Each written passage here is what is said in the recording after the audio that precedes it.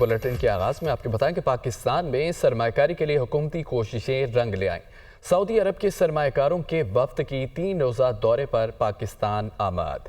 سعودی وزیر سرمایہ کاری خالد بن عبدالعزیز کی قیادت میں اعلیٰ سطح کا وفد اسلام آباد پہنچا۔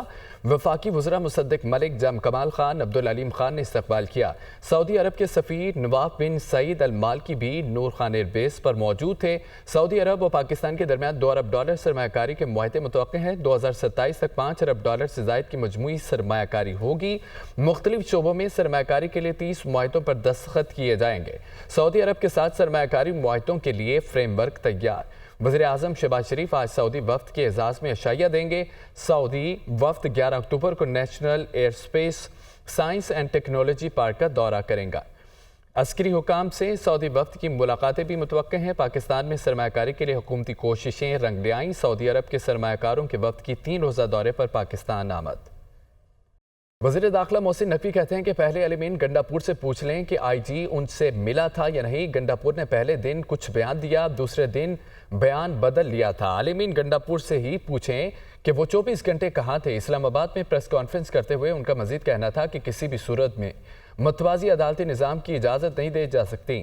جرگے پر اعتراض نہیں، عدالت قائم نہیں کی جا سکتی۔ ریاست اور اداروں کے خلاف غلیظ زبان استعمال کی جاتی ہے۔ ملک میں فساد برپا کرنے کی کوشش کی گئی تو خاموش نہیں بیٹھیں گے۔ حکومت ان لوگوں کے ساتھ بیٹھنے کو تیار ہے جو صرف حقوق کی بات کرتے ہیں۔ خیبر پختونخوا و بلوچستان نے پی ٹی ایم کے لوگوں کے نام 4تھ شیڈول میں ڈالے ہیں۔ پی ٹی ایم کا ساتھ دینے والوں کے خلاف کارروائی ہوگی۔ یہ نہیں ہو سکتا کہ ریاستی اداروں کو گالیاں دیتے رہیں اور ریاست چپ رہے۔ نرم اسٹیٹ کا فارمیٹ ہمیں ختم کرنا ہوگا۔ پہلے ملک آتا ہے، اس کے بعد باقی چیزیں آتی ہیں۔ خود پوچھ لیں کہ پہلے وہ کلیئر ہو جائیں کہ وہ آئی جی ان کو ملا تھا یا نہیں ملا تھا۔ پہلے تو وہ خود ان سے پوچھ لو کہ یار آپ بتائیں کہ انہوں نے، میرے خیال میں مجھے نہیں پتا، ایک سٹیٹمنٹ ایک دن دیے، ایک دن دیے، تو پہلے تو ان سے کلیئر کر لیں، یہ کلیئر کر لیں کہ کس ٹائم پہ کون سی سٹیٹمنٹ ٹھیک ہے نہیں، پھر وہ جب ٹھیک آئے گی تو میں جواب دے دوں گا۔ انسٹیٹیوشن کے خلاف قوم کو کھٹا کرنے کی کوشش کریں، آلدو کہ آپ کے سامنے ہے کہ ان کے ساتھ کتنے لوگ ہیں کتنے لوگ نہیں ہیں، اس کی اجازت نہیں دی جاتی۔ ایک طرف آپ جرگہ کہہ رہے ہیں، ایک طرف آپ عدالت کہہ رہے ہیں۔ پاکستانی گورنمنٹ کا فیصلہ ہے کہ ہم کسی بھی صورت میں کوئی پیرلل جوڈیشل سسٹم کی اجازت نہیں دے سکتے۔ پھر ہمارے سے وہ توقع نہ کریں کہ آپ ہمارے ملک میں اس طرح کی فساد کرانے کی کوشش کریں گے اور ہم خاموش رہیں گے۔ اور جو فسادی ہیں ان کے لیے بھی یہی میسج ہے کہ کسی طریقے سے اس کے لیے معافی نہیں ہوگی۔ اور آج بھی اگر حقوق کی بات ہے تو گورنمنٹ بیٹھنے کو تیار ہے ان لوگوں کے ساتھ جو صرف حقوق کی بات کرتے ہیں اور طریقے سے کرتے ہیں۔ جو لوگ ان کو ہیلپ آؤٹ کرنے کی کوشش کر رہے ہیں تو ان کے لیے ہمارا یہ میسج ہے کہ آپ ضرور دیکھیں، آپ اپنی پولیٹیکل ایکٹیویٹی کریں، اپنی باقی ایکٹیویٹی کریں، لیکن اگر آپ لوگ کسی بھی طریقے سے ان کے ساتھ ملوث پائے گئے تو آپ کے خلاف بھی وہی ایکشن ہوگا۔ یہ جو نرم اسٹیٹ کا کانسیپٹ ہے یہ ہمیں ختم کرنا پڑے گا، چاہے وہ کسی بھی فارم میں ہو۔ مجوزہ آئینی ترمیم کا بل 25 اکتوبر تک پارلیمنٹ نے منظور کرا لیا جائے گا۔ چیئرمین پیپلز پارٹی بلال بھٹو امید ہے۔ صحافیوں سے ملاقات میں کہا ہے کہ جماعت کو آئینی ترمیم کی کوئی جلدی نہیں ہے۔ سیاست میں جو رہ گیا وہ مر گیا۔ حکومت کے پاس ضمیر کا ووٹ لینے کا آپشن موجود ہے۔ تحریک انصاف کو ہر بار موقع دیا مگر انہوں نے غیر سنجیدگی کا مظاہرہ کیا۔ زرداری ہاؤس اسلام آباد میں صحافیوں سے غیر رسمی گفتگو کرتے ہوئے چیئرمین پیپلز پارٹی بلاول بھٹو نے کہا کہ ان کے لیے مجوزہ آئینی ترمیم منظور کرانے کے لیے ٹائم لائن کا مسئلہ نہیں۔ امید ہے 25 اکتوبر تک مجوزہ آئینی ترمیم منظور کرا لی جائے گی۔ ہماری طرف سے آئینی ترمیم کے لیے کوئی ڈیڈ لائن نہیں ہے، البتہ حکومت کے لیے ہو سکتی ہے۔ بلاول بھٹو زرداری کا کہنا تھا کہ ان کی جماعت کی کوشش تھی کہ مولانا سمیت تمام سیاسی جماعتوں کو ساتھ لے کر چلا جائے۔ آئینی عدالتوں اور آئینی اصلاحات پر مولانا مان گئے تھے، لیکن حکومت آئین کے آرٹیکل 8 اور 51 میں ترمیم لانا چاہتی تھی، جس پر پیپلز پارٹی اور جے یو آئی نے انکار کر دیا۔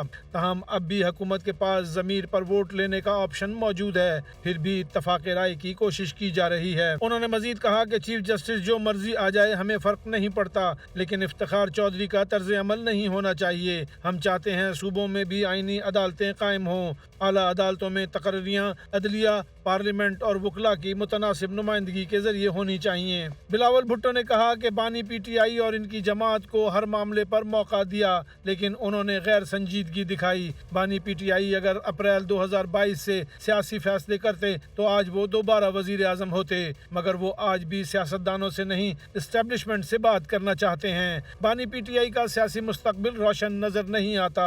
बिलावल भुट्टो ने कहा कि हमने जमहूरियत, पार्लियामान और सियासी निज़ाम के लिए कुर्बानियाँ दी, फांसियाँ झेली, शहादतें दी। हम जमहूरी सियासी निज़ाम पर कभी समझौता नहीं करेंगे। हम लंबी इनिंग्स खेलेंगे और जमहूरी मैदान में आगे बढ़ेंगे।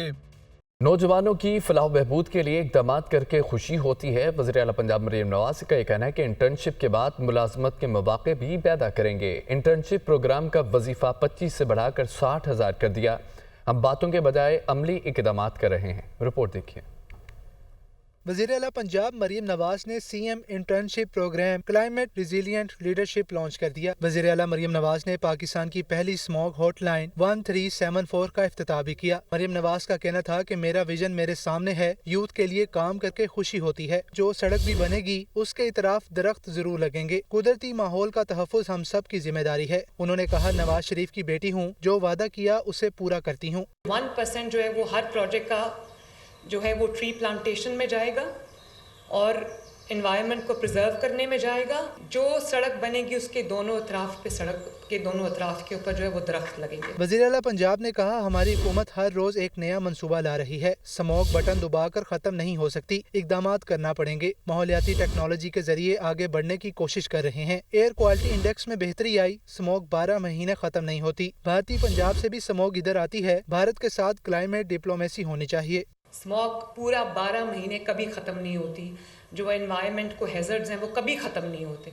उनके जो रेमिनेंट्स हैं वो रहते हैं एयर क्वालिटी इंडेक्स की सूरत में। और आप देखें इसने किस प्रोपोर्शन तक चीज़ चली गई है कि लोग बीमार होना शुरू हो गए। सीनियर मिनिस्टर मरीम औरंगजेब ने अपने खिताब में माहौलियाती बेहतरी के लिए इकदामात से आगाह किया। उन्होंने कहा, पंजाब में पहली बार व्हीकल इंस्पेक्शन सिस्टम मुतारिफ कराया गया है। मौसमियाती तब्दीली और स्मोक के खात्मे के पहले जामिया प्लान पर अमल दरामद करने जा रहे हैं। जो आपका विजन है कि किस तरह पंजाब में रिक्शास को और बाइक्स को व्हीकल्स के अंदर कन्वर्ट किया जाए। पंजाब में पहली दफ़ा आपकी पॉलिसी के तहत व्हीकल सर्टिफिकेशन सिस्टम को मुतारिफ कराया गया है। तकरीब में अज़मा बुखारी, सूबाई वज़रा, चीफ सेक्रेटरीज और दीगर हुकाम भी मौजूद थे। साबिक निगरान वफाकी वज़ीर गौहर एजाज़ी कहते हैं कि कैपेसिटी पेमेंट का मसला हल करना होगा। ये पाकिस्तान की बका का मामला है। बंद पावर प्लांट्स को पैसे दिए जा रहे हैं। 5 पावर प्लांट्स बिजली नहीं बना रहे थे। बिजली पैदा न करने वाले प्लांट्स को आज बंद करने का फैसला किया गया। हम कह रहे हैं कि जितनी बिजली बने उसके पैसे दिए जाएं। हमने 40 ख़ानदानों को खुशहाल कर दिया। IPP से करोड़ों रुपए बचाए जा सकते हैं। 14 रुपए फी यूनिट बिजली सस्ती हो सकती है। हुकूमत का काम कारोबार करना नहीं है। वह प्रोग्राम दुनिया महर बुखारी के साथ में गुफ्तगू कर रहे थे। आप भी सुनिए। सबसे बड़ा इसमें कैपेसिटी पेमेंट है जो 19 रुपए जो है वो 50-60 पैसे बनता है। अब 19 रुपए 50 पैसे एक्चुअली जो बिजली बनाई जा रही है जिसके पैसे देने चाहिए वो सिर्फ 8 या 8.5 रुपए। ये जो 10 रुपए यूनिट बनता है वो बेसिकली आप बंद प्लांटों को पैसे दे रहे हैं। तो जो आज का ये जो है वो टास्क फोर्स ने इसको फैसला करके ये 5 पावर प्लांट जो कि बिजली बना ही नहीं रहे थे या बना भी रहे थे तो एक प्लांट शायद इसमें से 10 या 11% बना रहा था, बाकी तो प्लांट बिजली बना ही नहीं रहे साल से। उन प्लांटों को जो आज बंद करने का फैसला है जिससे सालाना 10,000 करोड़ और इनके अभी 8-8, 10-10 साल बाकी हैं। तो मैं हमारे SAPM जो ख़ास तौर पे इस टास्क फोर्स को जो हेड कर रहे हैं और इससे पहले उन्होंने रिपोर्ट भी बनाई, मोहम्मद अली साहब ने, उन्होंने बहुत काम किया और मैं उनका बहुत क्रेडिट देता हूँ उनको कि उन्होंने जो है इसके ऊपर इन लोगों के साथ बैठ के जो है वो बहुत अच्छी इन्वेस्टिगेशन भी की है और उसके बाद इसको क्लोजर की तरफ ले जा रहे हैं। आलमी मंजरनामे से खबर आपको दें कि बैरूत में हिजबुल्लाह के इसराइली हमलों का भरपूर जवाब। शमाली इसराइल में हिजबुल्लाह को रॉकेट हमले में 2 इसराइली हलाक कर दिए गए। खबर एजेंसी के मुताबिक हिजबुल्लाह ने शमाली इसराइल के इलाके कुरियात शमोना को रॉकेटों से निशाना बनाया। हिजबुल्लाह के हमले के दौरान कुरियात शमोना में सायरन बजने लगे। हिजबुल्लाह के रॉकेटों से कुरियात शमोना में कई इमारतों में आग भी भड़क उठी। हिजबुल्लाह ने इसराइल के साहली शहर हीफा को भी रॉकेटों से निशाना बनाया। हिजबुल्लाह का इसराइली हमलों का भरपूर जवाब। शमाली इसराइल में हिजबुल्लाह के रॉकेट हमलों में 2 इसराइली हलाक हो गए। हिजबुल्लाह ने शमाली इसराइल के इलाके करियात शमोना को राकेटों से निशाना बनाया। खबर एजेंसी के मुताबिक हिजबुल्लाह के हमले के दौरान करियात शमोना में सायरन बजने लगे। अमेरिकी सदर जो बाइडन का इसराइली वज़ीर-ए-आज़म नेतन्याहू से रब्ता, गजा और लबनान में जारी सूरत हाल और ईरान पर हमले के हवाले से तबादला ख्याल किया गया। दोनों रहनुमाओं के दरमियान ईरान के हमलों के बाद की सूरत हाल पर बातचीत हुई है। अमेरिकी सदर की नेतन्याहू से बातचीत मुस्बत रही। दोनों रहनुमाओं के दरमियान 30 मिनट तक गुफ्तगू जारी रही। लबनान को एक और गजा नहीं बनाने दिया जाएगा। व्हाइट हाउस अमेरिकी सदर जो बाइडन का इसराइली वज़ीर-ए-आज़म नेतन्याहू से रब्ता हुआ। गजा और लबनान में जारी सूरत हाल और ईरान पर हमले के हवाले से तबादला ख्याल किया गया।